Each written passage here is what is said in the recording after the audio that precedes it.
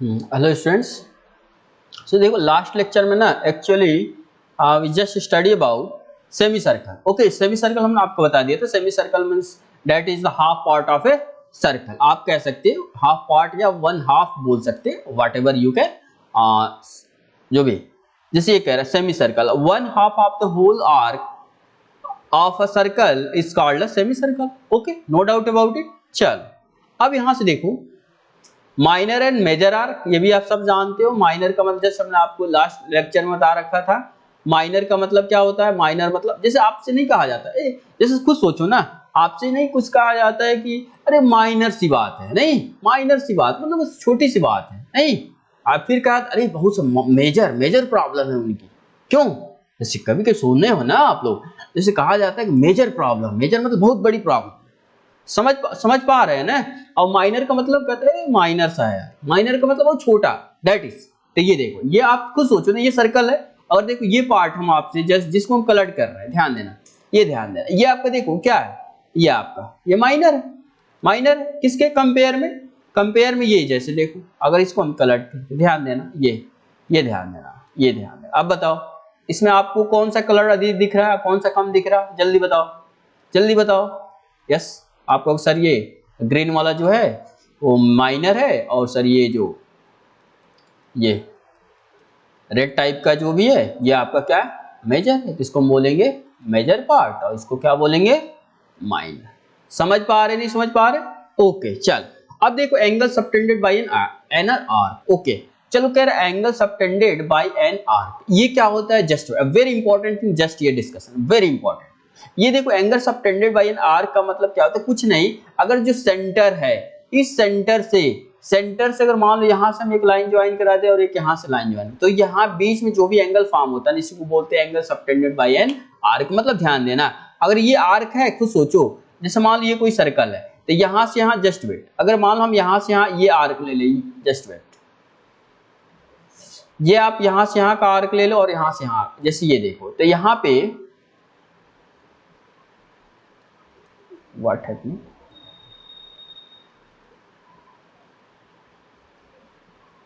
Okay ये देखो, जैसे जैसे देखो यहां से ये आर्क है ना, ये मान लो सेंटर है, तो यहां से अगर ये कुछ कुछ तो एंगल फॉर्म हुआ है ना इसके द्वारा, ये ध्यान है, ये आपका ये होता है angle subtended bye an arc, वही कह रहा है। The angle subtended bye an arc का मतलब ये जो हमने आपको बताया जस्ट ये, the angle formed by the two bounding the radii of an arc of a circle eight A centre of a circle is called angle subtended by the arc. Okay, sector of a circle, yes a very important thing. जैसे जैसे ये देखो कह रहे हैं sector of a circle क्या होता है, कोई एक सर्कल है ये, इसका सेक्टर का मतलब ध्यान देना, ये कोई सेंटर है, जस्ट वेट, ये आपका सेंटर है, ये देखो, और यहां से अगर ऐसे कर ले ये, तो ये आपका एक सेक्टर बनता है, इसको हम क्या बोलते हैं, ये आपका दिस इज योर सेक्टर। ठीक है, ये कह रहा है सेक्टर ऑफ ए सर्कल, ये ठीक है। अब देखो सिगमेंट ऑफ ए सर्कल, कोई कह रहा है सिगमेंट, यस, जैसे कभी देखो आप माइनर मेजर पढ़ के आए हो ना, वैसे ही सिगमेंट ऑफ ए सर्कल भी मेजर सिगमेंट होगा और एक माइनर सिगमेंट। मेजर का मतलब जस्ट आपको हम जस्ट पहले बताया था कि मेजर का मतलब क्या है, कहा जाता है मेजर, बहुत सी मेजर सी प्रॉब्लम है, मतलब बड़ी प्रॉब्लम है। माइनर प्रॉब्लम है, छोटी सी प्रॉब्लम। समझ पा रहे नहीं समझ पा रहे? तो ये आपका देखो जैसे माइनर सेगमेंट हो गया और ये आपका मेजर सेगमेंट हो गया। ओके चल, अब देखो concentric circle, yes a very important thing this is here. Concentric circle क्या होता है? देखो कॉन्सेंट्रिक सर्कल,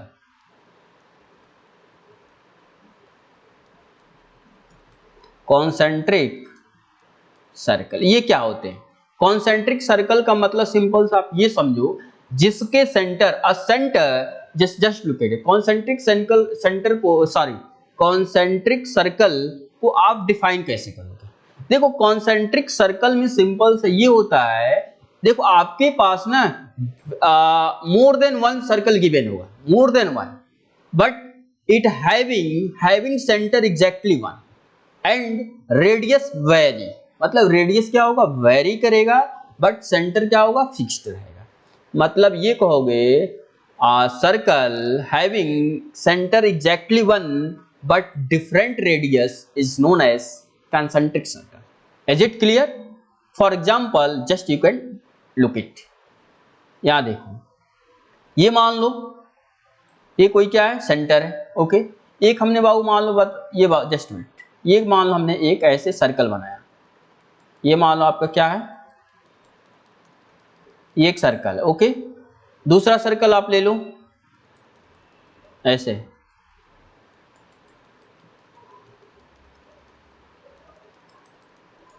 ठीक है। तीसरा सर्कल ले लो, जस्ट वेट,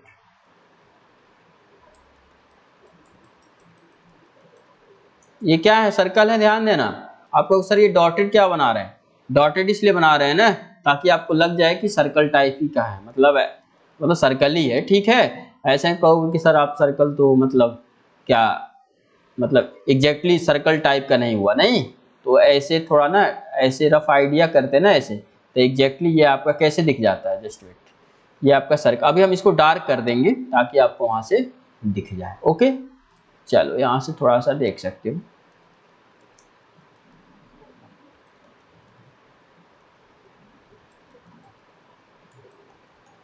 ऐसे। ये हम क्या बता रहे हैं, कॉन्सेंट्रिक सर्कल। कॉन्सेंट्रिक सर्कल का मतलब क्या, जिसके सेंटर, देखो सबका सेंटर एक ही है, बट इसके क्या है, इसके रेडियस डिफर कर गए हैं। जैसे देखो, जैसे सपोज करो ये था, ये सेंटर मान लो आपका, जस्ट वेट, सेंटर मान लो इसका वो था, सेंटर वो है, ठीक है। अब इसका सपोज करो इसका रेडियस क्या है, जस्ट वेट, इसको अब हम देखो थोड़ा सा डार्क करते जा रहे हैं। ओके, इसको देखो हम डार्क कर दिया हमने।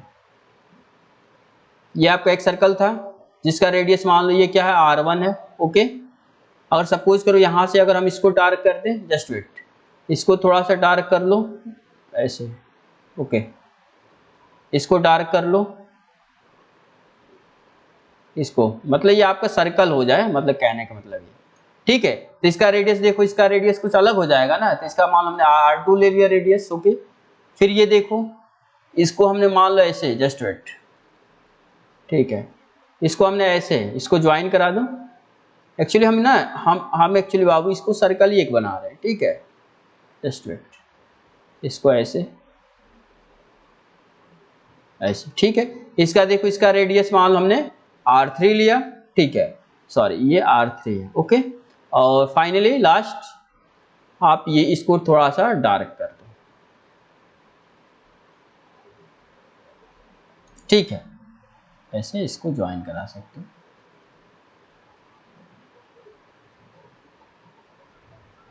ओके, जैसे ये देखो, तो इसका मान लो हमने क्या, इसका ले लो रेडियस R4 ले लो। समझ पा रहे, नहीं समझ पा रहे, तो ये आप देख रहे हैं ना, आप खुद देखो कि ये आप कहो कि सर बिल्कुल आपने बिल्कुल सही कहा था कि जिसका सेंटर एक है लेकिन इसके देखो डिफरेंट रेडियस हो रहे हैं, डिफरेंट डिफरेंट। आप इसमें चाहो ना बहुत सारे सर्कल ड्रा कर सकते हो, a lot of circle you can draw it, lot of circle. समझ पा रहे, नहीं समझ, बहुत सारे सर्कल आप यहाँ बना सकते हो। तो ये आपके क्या होंगे, कॉन्सेंट्रिक सर्कल। कॉन्सेंट्रिक सर्कल का मतलब सिंपल से क्या समझे आप, जो आपका सर्कल हो उसके क्या सेंटर एक हो, मतलब एग्जैक्टली वन फिक्स पॉइंट हो, बट उसके रेडियस क्या हो, वेरी करे, ठीक है, तो उसको हम बोलते हैं कॉन्सेंट्रिक सर्कल। अब देखो इक्वल और congruent circle, yes very important thing is very important, ये आसान भी है जी। कह रहे देखो इक्वल, दो सर्कल को आप इक्वल कब कहोगे, ये तो ऑब्वियस है जी। ये कह रहा है इक्वल सर्कल, इक्वल सर्कल क्या होता है ये बताओ। इक्वल सर्कल, दो सर्कल हैं, अगर इनको आपको इक्वल बोलना है, दो सर्कल आप कहोगे two circle are equal, two circle are equal if and only if their radius are same, बस होगी।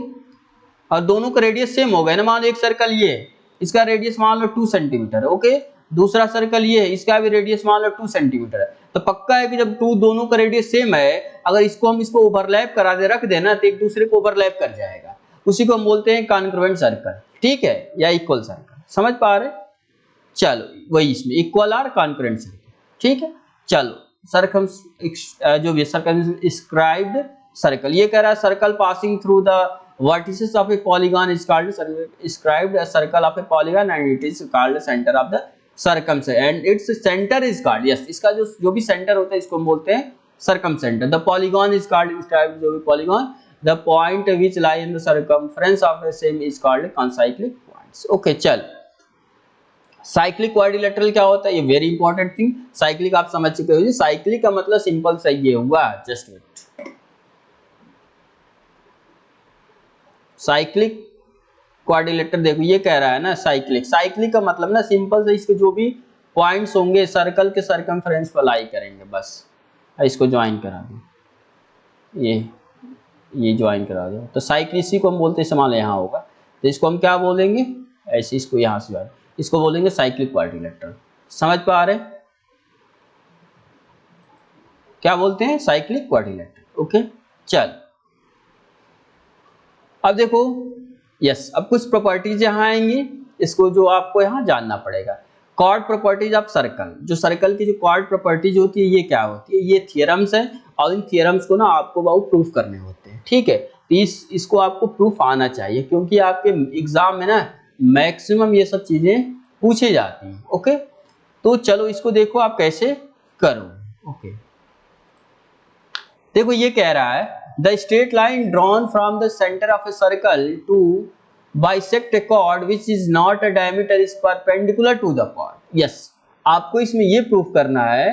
देखो पहले आप थ्योरम देखो, इसमें ना एक्चुअली ना थ्योरम इंपॉर्टेंट होते हैं and this theorem are in maximum time ये आपके एग्जाम में पूछे जाते हैं और इसको प्रूफ पूछा जाता है। Okay how can you prove it, तो देखो पहले तो आप थ्योरम को सही समझो, थ्योरम्स को समझो, उसके अकॉर्डिंग आप फिगर को कंस्ट्रक्ट करो and then you have to do what you have to prove it. Okay तो पहले ये देखो आपको क्या प्रूव करना है, पहले तुम स्टेटमेंट पढ़ो क्या कह रहा है। ये कह रहा है the straight line drawn from the centre of a circle to bisect a chord. Okay ये कह रहा है the straight line drawn from the centre of a circle to bisect a chord which are not a diameter is perpendicular to the chord. तो ये जो होता है ना कॉर्ड पे क्या होता है, जो कि परपेंडिकुलर होता है। ओके अब देखो इसमें आप इसको कैसे प्रूव करोगे, ध्यान देखो इसको हम कैसे प्रूव कर रहे हैं। आप स्टेटमेंट देख लिए हो, ठीक है, हम यहाँ थ्योरम लिख नहीं रहे, हम बस थ्योरम का प्रूफ लिख रहे हैं। ओके देखो ये कहने का मतलब ये था आपका, अगर मान लो कोई एक सर्कल है, जस्ट ये सर्कल, ये कॉर्ड है, चलो कॉर्ड है, मान लो ये कोई सेंटर था। ओके अब देखो यहां से अगर इस लाइन को हमने यहां ज्वाइन कराया था तो ये कह रहा है ना अगर इस पे ये परपेंडिकुलर है तो दिस इक्वल टू दिस, ये हमें प्रूफ करना है। ठीक है चल अब अगर हम ये प्रूफ करना है तो देखो हम यहाँ कंस्ट्रक्शन करेंगे। देखो actually we have to prove that, पहले यहाँ पे नाम लिख लो, मान लो ये सेंटर ओ है। ओके ये सपोज करो ए है, ये बी है, ये मान लो एम है। Okay we have to prove that लिखोगे, वी हैव यहां लिखो प्रूफ, क्या लिखोगे आप, प्रूफ। ओके यहां लिखोगे we have to prove that, हमें क्या प्रूव करना बाबू, देखो we have to prove that A M equal to M B. Okay अब देखो एक्चुअली हम कंस्ट्रक्शन क्या करेंगे, एक्चुअली ना इसमें कंस्ट्रक्शन ही रिक्वायर्ड होते हैं, मेन कंस्ट्रक्शन है। कंस्ट्रक्शन है देखो सिंपल हम क्या करें बाबू, अगर हम इसको यहां से लाइन ज्वाइन करा दें, यहां से ध्यान देना, और सिंपली फिर यहां से भी एक लाइन हम ज्वाइन करा दें यहां से, तो अगर इसको हम कंस्ट्रक्शन क्या करें, join A to O and B to O. Okay A से ओ बी को ज्वाइन करा दो, तो आप यहां खुद देख रहे हो अगर ए ओ और बी ओ ये बोथ आर रेडियस। अब देखो इन triangle A O M and triangle what बताओ, बी ओ एम, पक्का। ये देखो A O equal to what, O B, ये दोनों है क्या, ये है रेडियस ऑफ सर्कल।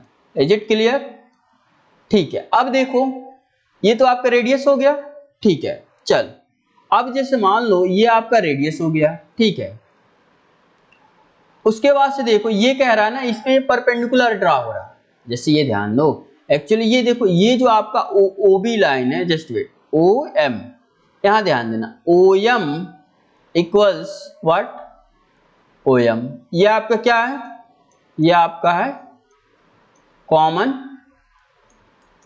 लाइन है ना, मतलब दोनों में। ओके अब थियरम्स को एक बार फिर देखना, थियरम क्या कह रहा। ओके ठीक है, ठीक है, ये देखो थियरम कह रहा है a straight line drawn from the center of a circle to bisect chord which is not a diameter is पर यस जस्ट वेट एक्चुअली हमें यहाँ देखो परपेंडिकुलर प्रूफ करना है ना, यहाँ देखो एक्चुअली हमें परपेंडिकुलर प्रूफ करना है, ये आपको ये ध्यान देना है ना, ये परपेंडिकुलर प्रूफ करना है ओके। एक्चुअली हम वहां कुछ अलग लेकर चले थे ठीक है, यानी हमें 90 डिग्री प्रूफ करना है, मतलब परपेंडिकुलर प्रूफ करना है, यही प्रूफ करना है ना, तो ठीक है। एक्चुअली आप देखो जब भी परपेंडिकुलर प्रूफ करना है, ये कह रहा है straight line not of centre of a circle bisect a chord, yes अगर जो कॉर्ड को बाइसेक्ट कर रहा है, जस्ट वेट, कॉर्ड को बाइसेक्ट कर रहा है, we have to prove that just wait, we have to prove that, हमको ये प्रूव करना ना बाबू, angle AMO equal to angle BMO equal to 90, ये हमें प्रूव करना है ठीक है। और ये एक्चुअली गिवन, अब ध्यान देना, ये जो आपके ना दोनों इक्वल दिया है, एक्चुअली ये जो OM जो लाइन है ना AB को बाइसेक्ट कर रहा है, AB को बाइसेक्ट करने का मतलब AM इक्वल टू MB, तो यहाँ आप क्या लिख सकते हो बताओ, यहाँ आप क्या लिख सकते हो, आप लिख सकते हो AM इक्वल टू MB, ये क्या है, ये भी गिवन है, क्यों गिवन है, क्योंकि जो OM जो लाइन है ना इसको पर यू बाइसेक्ट कर रहा है, ये गिवन। तो ये अब बताओ by side criteria, congruency rule होता है ना, अगर कोई दो ट्रायंगल, उनमें दोनों ट्रायंगल में आप तीनों साइड इक्वल दिखा दिए तो पक्का है कि दोनों ट्रायंगल आपस में क्या हो जाएंगे, कॉन्ग्रुएंट हो जाएंगे, कॉन्ग्रुएंट होने का मतलब एक दूसरे पे ओवरलैप हो जाएंगे, समझ पा रहे, तो ये क्या हो जाएगा बताओ, बाई SAS क्राइटेरिया क्या हो जाएगा बताओ, ये आपका ट्रायंगल कौन सा AOM इज कॉन्ग्रुएंस टू, ये कॉन्ग्रुएंस का नोटेशन होता है, ध्यान से देख लेना, इस ट्रायंगल ये कॉन्ग्रुएंस टू ट्रायंगल BO है, इज इट क्लियर।